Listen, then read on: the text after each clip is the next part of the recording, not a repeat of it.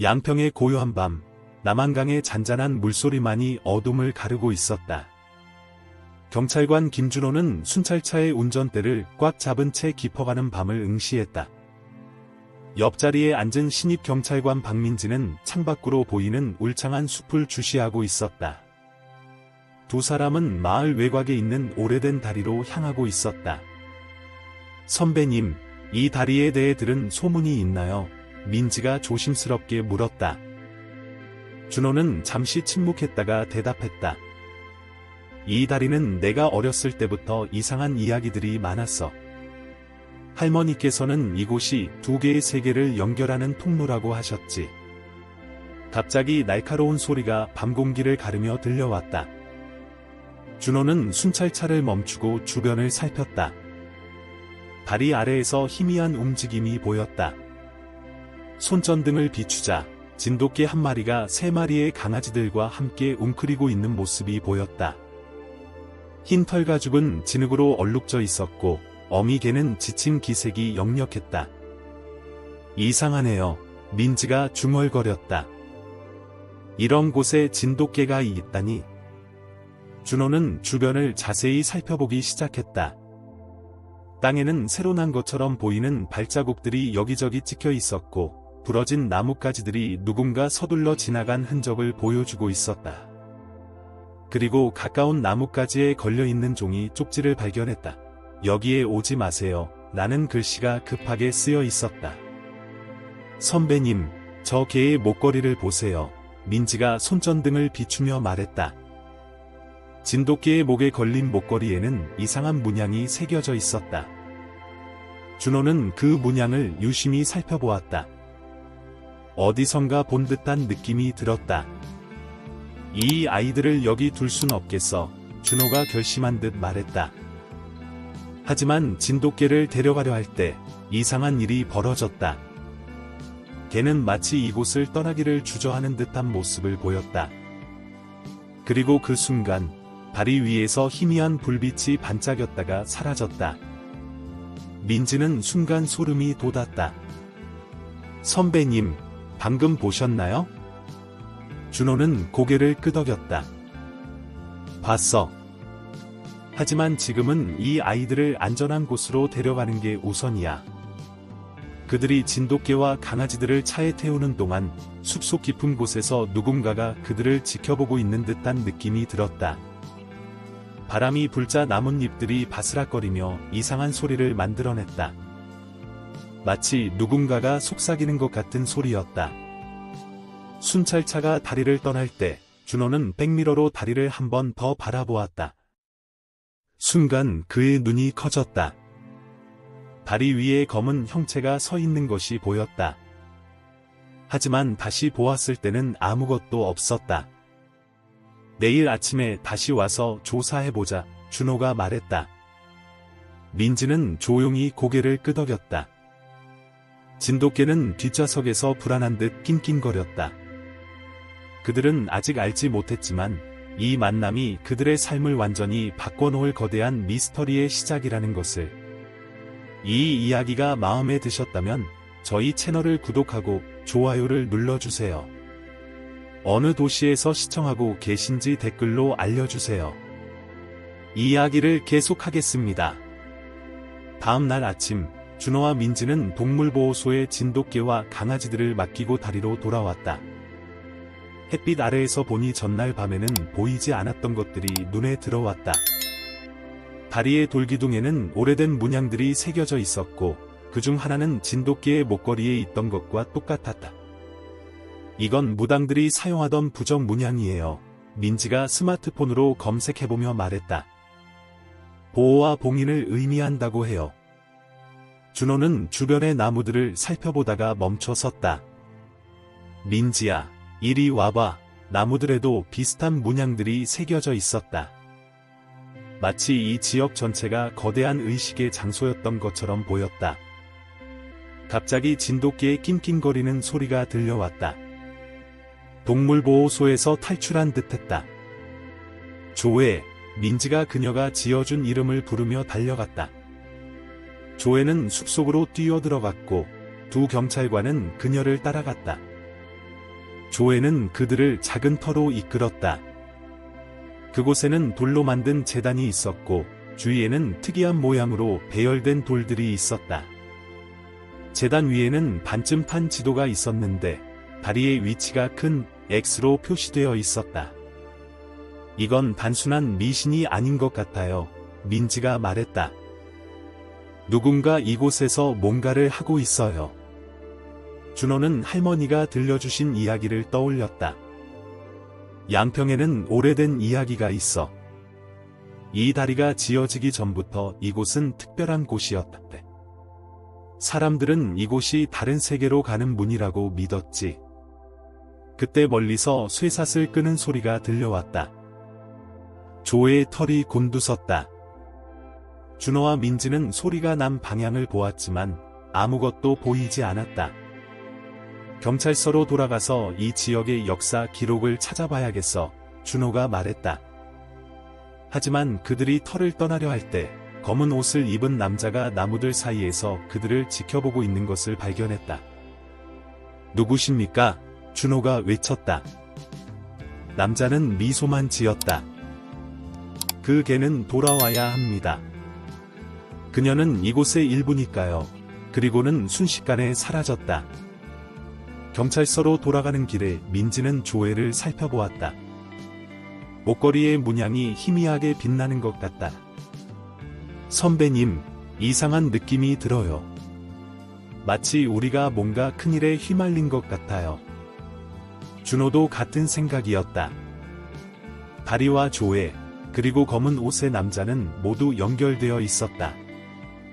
하지만 그 연결고리가 무엇인지, 그리고 그것이 어떤 의미를 가지고 있는지는 아직 알 수 없었다. 순찰차의 창문에 반사된 모습에서 그들은 다리 위에 초록빛이 반짝이는 것을 보았다. 하지만 뒤돌아보았을 때는 평소와 다름없는 오래된 다리만이 그곳에 있었다. 경찰서 문서보관실에서 준호는 오래된 기록들을 뒤적이고 있었다. 민지는 컴퓨터로 양평의 역사적 사건들을 검색하고 있었다.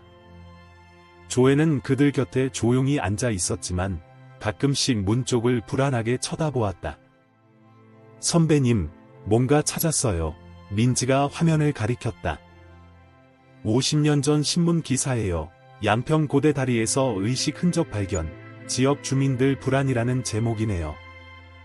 준호는 민지의 옆으로 가서 기사를 읽기 시작했다. 기사에는 다리 주변에서 발견된 의식 도구들과 특이한 문양들에 대한 내용이 있었다. 특히 눈에 띄는 것은 현재 조회의 목걸이에 있는 것과 동일한 문양이었다. 여기 더 있어요. 민지가 다른 문서를 열었다. 이 다리는 조선시대부터 특별한 장소로 여겨졌대요. 무당들이 이곳에서 의식을 진행했고, 특히 보름달이 뜰 때면 이상한 현상들이 목격됐다고 해요. 준호는 달력을 확인했다. 다음 주가 보름이야. 그때 조회가 갑자기 일어나 낑낑거리기 시작했다.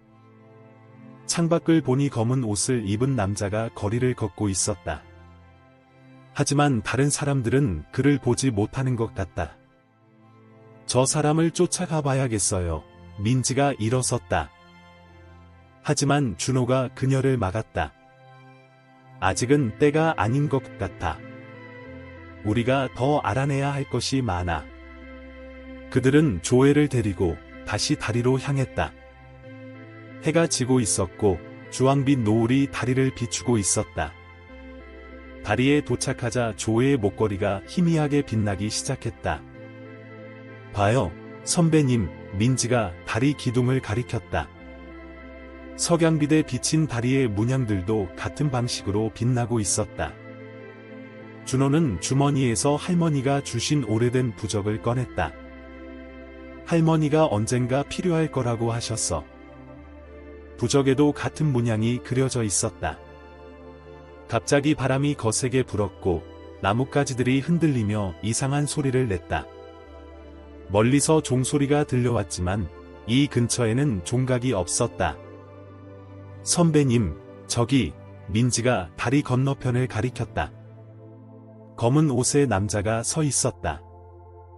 이번에는 도망가지 않았다. 그녀를 데려왔군요. 남자가 말했다. 현명한 선택입니다. 하지만 아직 준비가 덜 됐어요. 보름달을 기다려야 합니다. 당신은 누구시죠? 준호가 물었다. 남자는 부드럽게 미소 지었다. 저는 이 다리의 수호자입니다. 오래전부터 이곳을 지켜왔죠. 조회. 아니, 그녀의 진짜 이름은 수호자의 빛입니다. 그녀는 우리의 마지막 희망이에요. 그의 말이 끝나기가 무섭게 강에서 초록빛이 솟아올랐다. 조회는 그 빛을 향해 짖기 시작했다. 준호와 민지는 눈을 의심할 수밖에 없었다. 강물 위로 반투명한 형체들이 춤추듯 움직이고 있었다. 초록빛 형체들이 강물 위에서 춤추는 동안 다리의 수호자는 천천히 준호와 민지에게 다가왔다. 조회, 이제는 수호자의 빛이라 불리는 진돗개는 더 이상 불안해하지 않았다. 오히려 그녀의 눈빛은 단호해 보였다. 이제 말씀해 주실 수 있나요? 민지가 조심스럽게 물었다. 왜 그녀가 마지막 희망인가요? 수호자는 강물을 바라보며 이야기를 시작했다. 오래전 이 다리는 단순한 통로가 아니었습니다. 이곳은 영적 세계와 우리 세계를 연결하는 문이었죠. 양평의 무당들은 이 다리를 통해 영적 존재들과 소통하며 마을의 평화를 지켰습니다. 준호는 할머니의 부적을 다시 꺼내 들었다. 그래서 할머니가 이것을 주신 거군요. 맞습니다. 당신의 할머니는 마지막 무당 중 한 분이셨어요. 그분들은 이 다리의 비밀을 지키기 위해 수호자들을 양성했죠. 하지만 시간이 흐르면서 사람들은 옛 전통을 잊어갔고 결국 문이 약해지기 시작했습니다. 강물 위의 초록빛이 점점 더 강해졌다. 수호자의 빛은 물가로 다가가 앉았다. 그녀의 목걸이가 더욱 밝게 빛나기 시작했다. 영적 세계의 균형이 무너지고 있어요. 보름달이 뜨면 문이 완전히 열립니다. 그때 수호자의 빛이 있어야만 균형을 바로잡을 수 있죠. 민지는 걱정스러운 표정을 지었다. 그럼 강아지들은요? 그들도 특별한 존재인가요? 수호자는 고개를 끄덕였다. 그들은 다음 세대의 수호자가 될 거예요. 하지만 먼저 이번 보름달의 의식을 성공적으로 마쳐야 합니다. 갑자기 바람이 거세게 불었다. 다리 위로 검은 그림자들이 모여들기 시작했다. 수호자의 빛은 크게 짖으며 그림자들을 향해 달려갔다.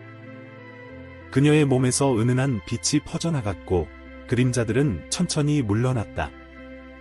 보름달까지 얼마 남지 않았습니다. 수호자가 말했다. 당신들은 선택해야 합니다. 이 의식에 참여할 것인지 아니면 모든 것을 잊고 돌아갈 것인지. 준호와 민지는 서로를 바라보았다. 그들은 경찰관으로서 이성적인 판단을 해야 했지만 지금까지 목격한 모든 것들은 이성을 벗어난 것들이었다. 우리가 어떻게 도울 수 있을까요? 준호가 결심한 듯 물었다. 수호자는 미소를 지었다. 먼저 당신들은 고대의 의식을 배워야 합니다. 그리고 무엇보다 그의 말이 끊겼다. 강에서 갑자기 거대한 물보라가 일었고 초록빛은 순식간에 사라졌다. 수호자의 빛이 불안하게 낑낑거리기 시작했다. 그녀의 목걸이가 깜빡이더니 문양이 변하기 시작했다. 수호자의 표정이 심각해졌다. 시간이 생각보다 없군요. 그들이 더 빨리 움직이고 있어요. 준호씨, 민지씨, 오늘 밤 자정에 다시 이곳에서 만납시다. 그때까지 수호자의 빛을 잘 보호해 주세요. 그녀는 이제 당신들을 신뢰합니다.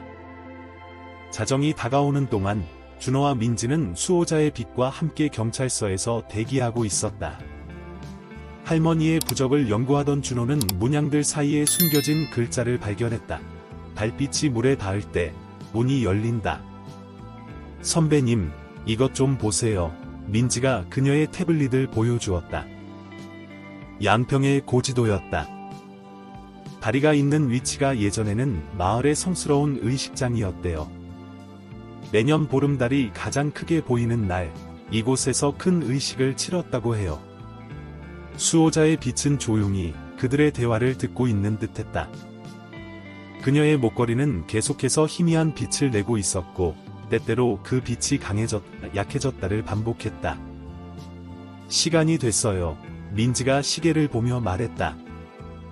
다리에 도착했을 때 수호자는 이미 그들을 기다리고 있었다.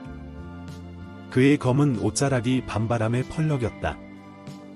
준비는 끝났습니다. 이제 의식을 시작해야 해요. 수호자는 그들을 다리 아래로 인도했다. 그곳에는 이전에 보았던 제단이 있었지만 이번에는 달빛이 강물에 반사되어 특별한 문양을 만들어내고 있었다. 이건 준호가 놀란 듯이 말했다. 할머니 부적의 문양과 같아요. 맞습니다. 수호자가 고개를 끄덕였다. 달빛이 만드는 문양은 고대로부터 전해져 온 봉인의 열쇠예요.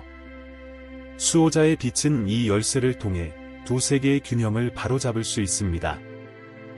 그때 강물이 술렁이기 시작했다.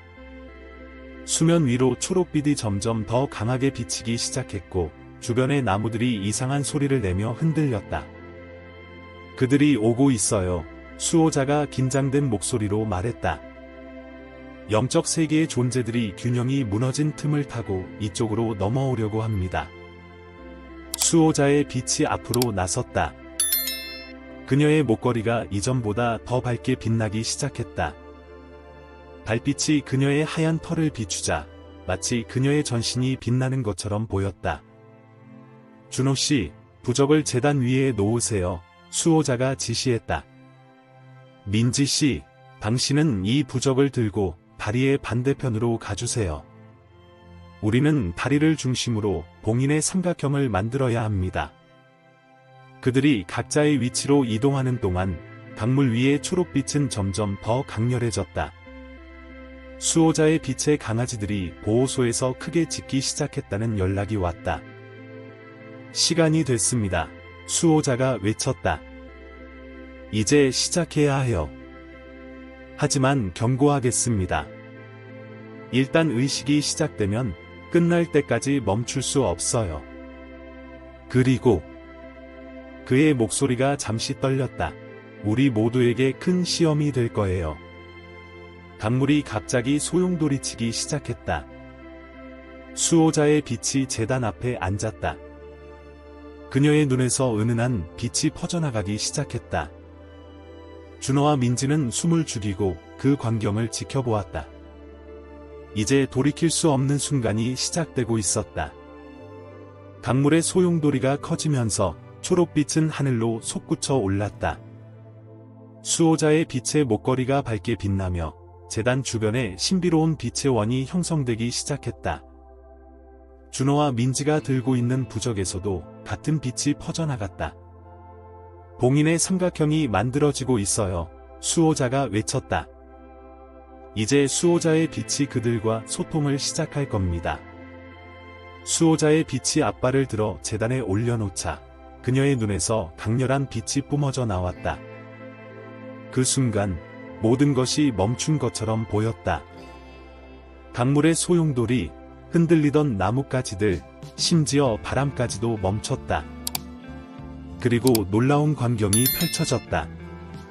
수호자의 빛의 모습이 반투명해지더니 그녀의 형체가 마치 수천 개의 빛나는 입자로 흩어졌다가 다시 모이기를 반복했다.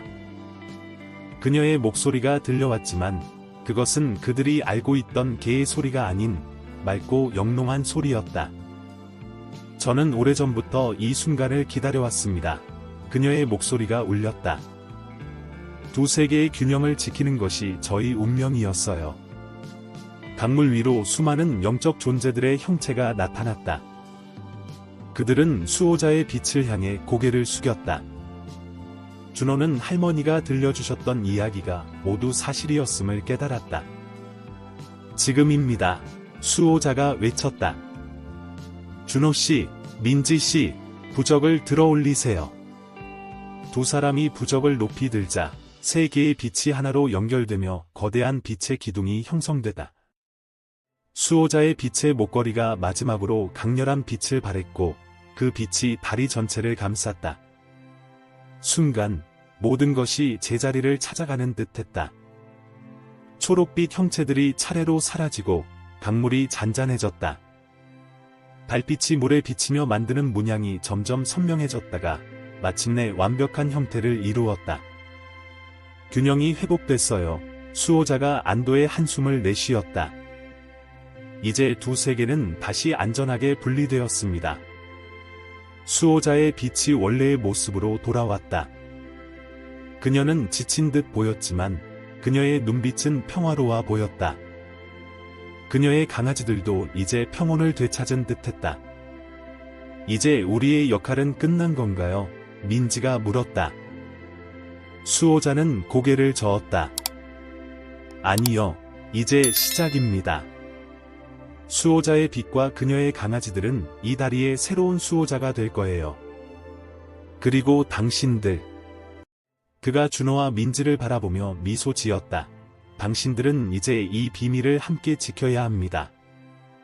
달빛이 밝게 비치는 가운데 준호와 민지는 서로를 바라보았다.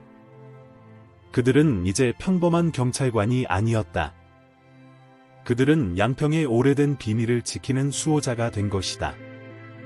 수호자의 빛이 그들에게 다가와 부드럽게 몸을 비볐다. 그녀의 목걸이는 이제 은은한 빛을 내며 반짝였고 그 빛은 마치 희망처럼 따뜻했다. 이제 우리의 이야기는 새로운 시작을 맞이했습니다. 수호자가 말했다. 양평의 밤은 여전히 신비로움으로 가득하겠지만 이제 우리는 그 신비를 함께 지켜나갈 수 있을 거예요. 다리 위로 떠오르는 새벽빛이 그들을 비추었다. 새로운 날이 시작되고 있었다.